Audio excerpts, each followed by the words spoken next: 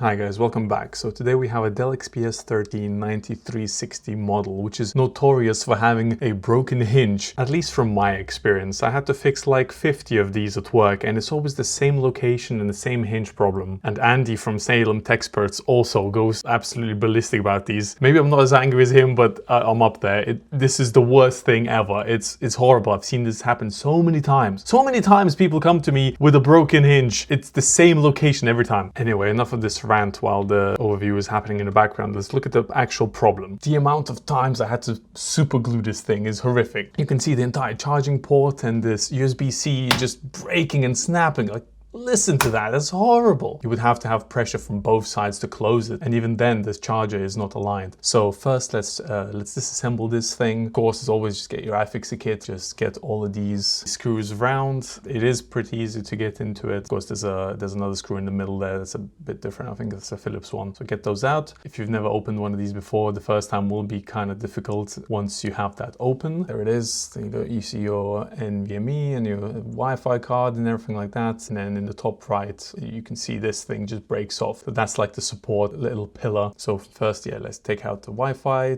unplug the battery first, actually, because you don't want a short circuit anywhere. It's already broken. You don't want motherboard broken as well. And also don't forget to take out that card reader cable. You might bend your nails back. Be careful with that one. Take out the display cable as well. But since it's so tight in there, you have to take out the battery as well to allow some space for the cable to come out. It's under the fan. Unscrew the little daughter board as well, so you can take out the rest of the display cable. Then take this piece of plastic off. I don't know, you can keep it or throw it away. Put some slight pressure on the right there of the heatsink so you don't bend the actual pipe. Since the hinge is broken, you got to have pressure points on the left and right there so it opens up correctly. Make sure the hinge is supported and opens up, because otherwise you might break something even more. Unscrew the two screws on each side that hold it all together. Just kind of finagle it out. It has to be at a 90-degree angle. I did it here for the camera in the worst position ever. You'd actually just hang it off the side of a desk, and then you could just lift up the display and it will be easy,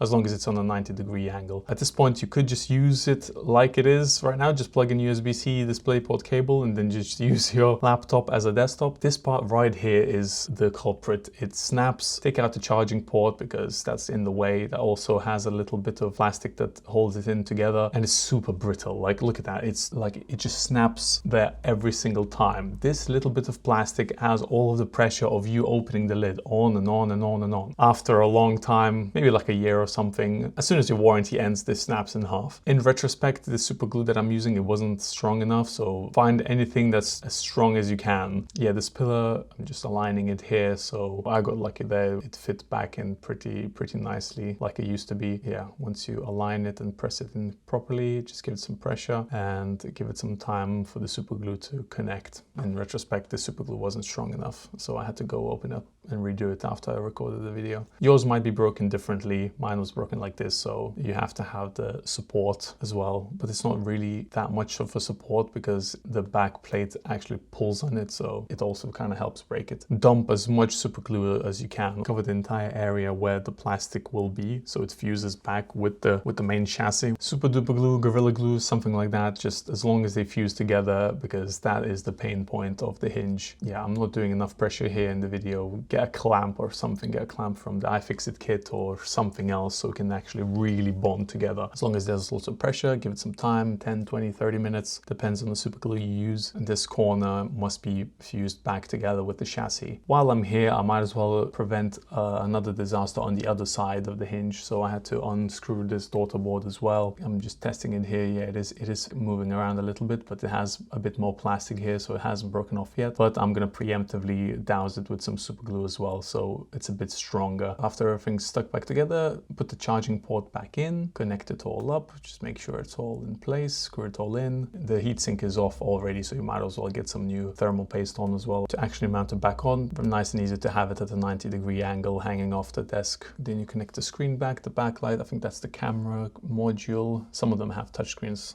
so it depends on your model. Display cable back in, plug the battery back in, maybe get this plastic thing back on. Get on there. Okay, get out of here. Clap it all in, connect it all back on, and test out your new hinge. So I'm just taking it nice and easy here, but it seems like it's supporting it way more. And yeah, this is your perfectly fixed hinge. Look at that. It's all in place. I'm sure nothing bad will happen.